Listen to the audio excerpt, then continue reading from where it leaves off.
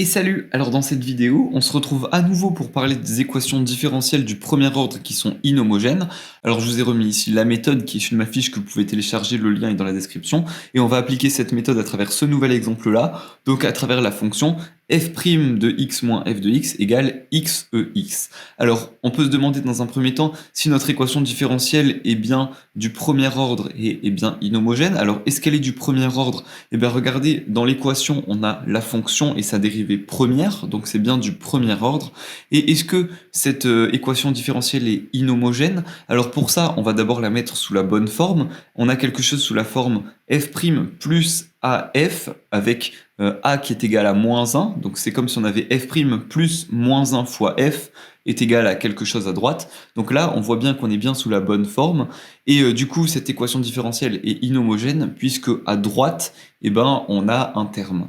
Alors du coup, je vous ai à nouveau reprécisé la formule générale pour les équations différentielles, qui est que la valeur de f de x, c'est la valeur de sa solution générale plus la valeur de sa solution particulière. Et dans ce cas-là, la solution générale, c'est lambda e puissance x. Alors on va pas chercher cette solution générale, je vous la donne d'emblée, et vous pouvez le faire vous de votre côté, mais vous trouverez la même solution. Alors là, la question qu'on va se poser, c'est qu'on va se demander comment trouver cette solution particulière fp de x. Alors du coup, ici, on va chercher la solution particulière, c'est ce que je note sp pour solution particulière. Et du coup, c'est parti. Alors, si je reviens dans la méthode ici, donc on est bien en présence d'une équation différentielle du premier ordre qui est inhomogène. Et du coup, on nous demande de trouver cette fois-ci une solution particulière. Et donc, en fait, ce que je vais faire, c'est que dans l'équation, je vais remplacer mon lambda par lambda x. Alors, là, je me suis peut-être mal exprimé, donc c'est ma fiche, donc moi je me comprends. Hein. Mais si vous ne comprenez pas trop, bien sûr, vous pouvez la télécharger et la modifier, il n'y a aucun souci. En gros, là, j'avais écrit dans l'équation, mais c'était pour dire dans finalement la valeur de la solution générale, on va remplacer le lambda par lambda x.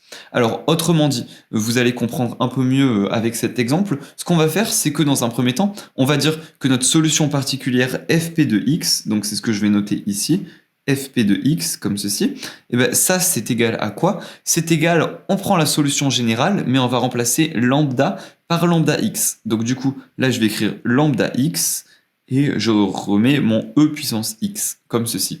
Donc ça c'est ma solution particulière, et du coup il va falloir que je résolve l'équation.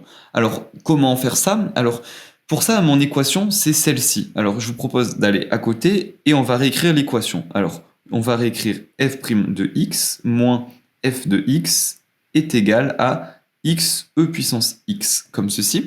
Mais sauf que comme là on est dans la recherche de la solution particulière, on recherche fp de x, donc je vais remplacer le f ici et le f ici par fp et par fp, comme ceci. Alors vous voyez que pour trouver une solution à cette équation différentielle, il faut que j'ai fp de x, donc c'est ce que j'ai ici, mais il faut aussi que j'ai f'p de x. Et pour trouver ce f'p de x, eh ben, il va falloir que je dérive fp de x. Donc du coup c'est parti, on cherche fp' de x, comme ceci, et ça c'est égal à quoi? Alors lambda de x, attention, on dit lambda de x, pourquoi? Parce qu'en fait, ce lambda, finalement, on va le voir un peu comme une fonction qui dépend de la variable x. Alors du coup, si je dérive fp de x, donc c'est comme si j'avais quelque chose sous la forme u fois v, donc ça fait u'v plus v'u. Alors peut-être je vais expliciter ça, là c'est comme si j'avais u, là c'est comme si j'avais v, donc d'abord je vais faire u'v, alors je vais faire U', ben là, lambda de x, on ne connaît pas sa valeur. Donc le seul truc qu'on peut dire, c'est qu'on veut la dérivée de lambda de x. Autrement dit, on veut lambda' de x, comme ça. Donc ça, c'est U', et ensuite v, e puissance x, plus v'u. Donc la dérivée de e puissance x, c'est e puissance x, donc plus e puissance x, plus v' fois u, et donc là je vais recopier le lambda x, comme ceci. Et maintenant ce que je vais faire, c'est que dans mon équation ici, je vais remplacer f'p de x et fp de x par les deux valeurs qu'on a trouvées précédemment. Alors du coup c'est parti, la première chose que je vais faire, c'est que je vais remplacer mon f'p de x par sa valeur, donc on avait dit que sa valeur c'était lambda' de x e puissance x, plus e puissance x fois lambda de x, comme ceci. Ensuite, je vais reporter le moins, et fp de x, c'est lambda x fois e puissance x, donc lambda x fois e puissance x, comme ceci. Et ça, je sais que c'est égal à x e x, comme ceci.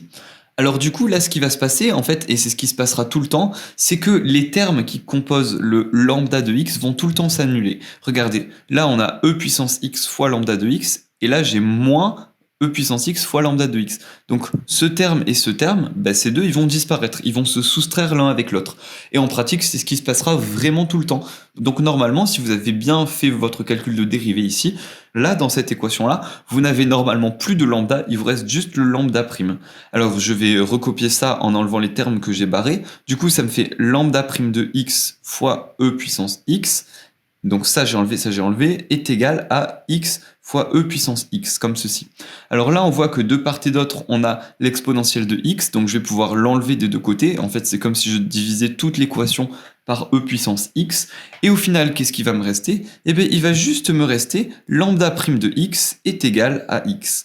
Et donc pareil, en pratique, c'est ce qui vous arrivera tout le temps. Si vous faites bien le calcul, eh bien, vous arriverez à trouver que votre lambda prime de x vaut une certaine valeur. Alors maintenant, nous, ce qu'on cherche pour trouver notre solution particulière, c'est ce lambda de x. Alors du coup, nous, on a la valeur de lambda prime de x, donc il va falloir primitiver ce lambda prime de x pour trouver lambda de x, et du coup, une fois qu'on aura la valeur de lambda de x, on pourra la remplacer directement. Alors du coup, c'est parti. Donc si je cherche lambda de x, donc lambda de x, comme ceci, c'est quoi? C'est la primitive de lambda prime de x, comme ceci, et ça, c'est égal à quoi? Alors, j'ai oublié de mettre dx, attention c'est important, c'est pour dire qu'on primitive par rapport à la variable x.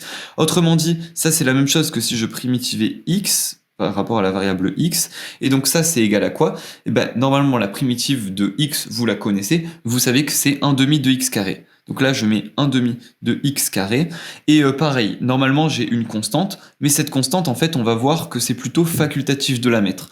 Pourquoi c'est facultatif? Parce qu'en fait, la constante, elle va rentrer dans le lambda là, donc on n'est pas obligé de la mettre. En fait, une fois qu'on a une seule constante dans l'équation, on peut en avoir 10, mais ces 10, on peut les regrouper en une seule. Là, pareil, cette constante, au final, on pourrait se rendre compte qu'elle disparaît dans le lambda, donc finalement, on va pas s'embêter à se travailler cette constante tout le temps sur nous. Donc c'est pour ça, je vais pas la mettre. Alors du coup, maintenant, j'ai trouvé ma valeur pour lambda x, et moi, ce que je voulais, c'était la valeur pour fp de x. Alors du coup, là, j'ai mon fp de x, c'était lambda x fois ex, donc ici, je vais remplacer le lambda par la valeur qu'on a trouvée, donc par 1 demi de x carré. Donc c'est ce qu'on va faire ici. Alors du coup, j'ai que mon fp de x va être égal à 1 demi de x carré, 1 demi x carré, fois e puissance x, comme ceci. Et là, vous vous rendez compte que j'ai trouvé ma valeur de fp de x. Alors maintenant, si on me demandait de résoudre l'équation, c'est-à-dire de trouver une valeur pour la fonction f de x, et bien là, regardez, j'aurais que f de x, donc f de x, serait égal à fg de x. Fg de x, on avait dit que c'était lambda e puissance x, donc lambda e puissance x, plus, donc je vais reporter le plus, fp de x, et fp de x, c'est ce qu'on vient de calculer là, autrement dit, c'est x carré sur 2 fois e puissance x. Et là, je pourrais même un petit peu simplifier le tout en factorisant par e puissance x, donc ça me donnerait lambda plus x carré sur 2, le tout facteur de e puissance x. Voilà. Alors juste avant de finir, j'ai une petite remarque qui est que en pratique, c'est pas tout le temps possible de trouver la valeur de notre solution particulière parce que regardez, pour trouver le lambda, j'ai dû primitiver mon lambda prime de x. Mais des fois, en fait, la valeur de lambda prime, elle est trop compliquée et la primitive, du coup, elle serait trop compliquée à calculer. Donc c'est pour ça, en pratique, si votre prof vous demande de trouver la solution particulière, c'est parce qu'au préalable, lui, il aura vérifié que la primitive était faisable. Sinon, il vous demanderait juste de vérifier la solution particulière, comme on l'a vu dans la vidéo précédente. Voilà, donc j'espère à travers cette vidéo que vous aurez bien compris comment trouver la solution particulière d'une équation différentielle du premier ordre qui est inhomogène. Si c'est le cas, vous pouvez lâcher un petit like, ça fait super plaisir. Si vous avez des questions ou quoi, comme d'habitude, vous pouvez les laisser dans les commentaires. Et nous, on se retrouve dans la prochaine vidéo, dans laquelle on parlera à nouveau des équations différentielles du premier ordre, mais cette fois-ci dans le cadre d'un changement de variable. Du coup, à tout de suite.